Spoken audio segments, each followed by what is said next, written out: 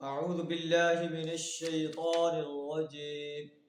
بسم الله الرحمن الرحيم. يا أيها الذين آمنوا لا تدخلوا بيوتا غير بيوتكم حتى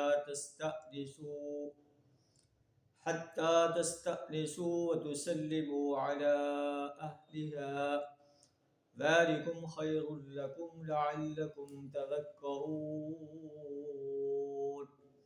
صدق اللہ العظیم.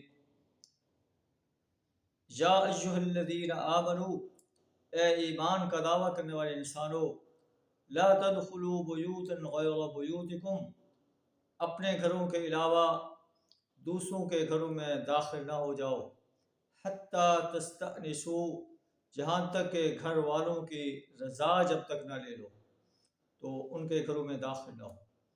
ذالکم خیر لکم لعلکم تذکرون، یہ طریقہ تمہارے لیے بہتر ہے، توقع ہے کہ تم اس کا خیال رکھو. اسلام انسانیت کو اور خاص کر اہل ایمان کو بدکاریوں سے بچانا چاہتا ہے. پہلے جو احکامات دیے گئے تھے اس میں کسی سے اگر زنا سرزد ہو جاتا ہے تو اس کی سزا مقرر کی گئی ہے، تاکہ زانی انسان یا دوسرا انسان جو زنا کرنا چاہتا ہے اس سزا کو دے کر چونک جائے کہ اسے اس سزا کا سامنا کرنا پڑے گا.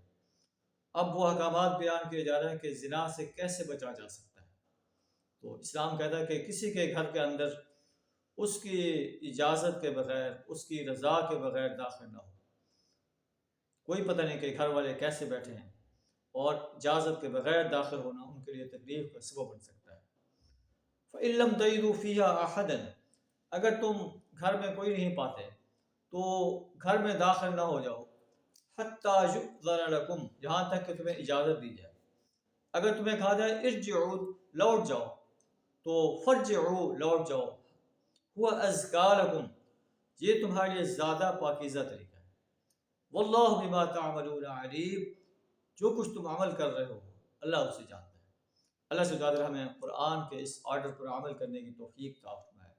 وآخر دعوانا الحمد للہ رب العالمین.